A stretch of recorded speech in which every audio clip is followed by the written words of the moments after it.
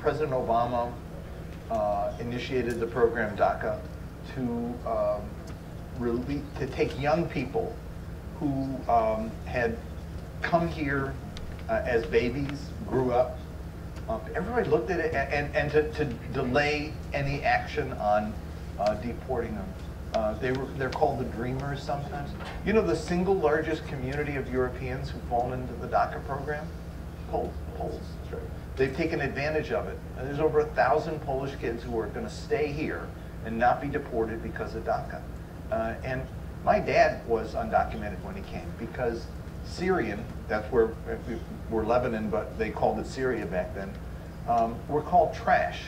And we were put in the Asian category. And so at the time of the Asian Exclusion Act, no more Syrian trash allowed in the country. My father's family was here. He was the only one not.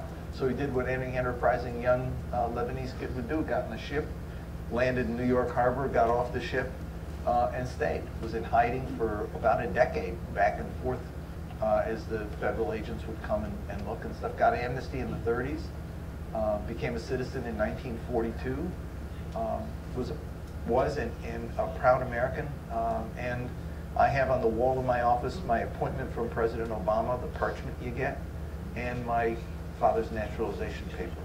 That's the American story. That's the story of many of us. When I tell that story, people come up to me and say, oh yeah, my father was undocumented, or my grandmother was undocumented. And that's part of the experience that we are. The problem is that all too often when we come, we want to close the door behind us and forget people who are going through the same damn experience that our people went through. You look at what was said about Eastern Central European folks in Hazleton, Pennsylvania, the city that passed the first Arizona-type law against Latinos.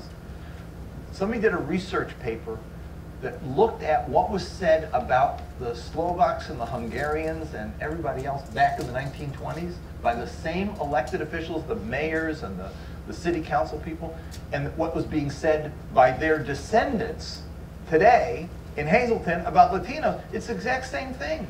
They're lazy, they don't know our way of life, they're ruining our economy, they're here as parasites, they're violent, they bring crime wherever they go. That was said about the Hungarians and Slovaks.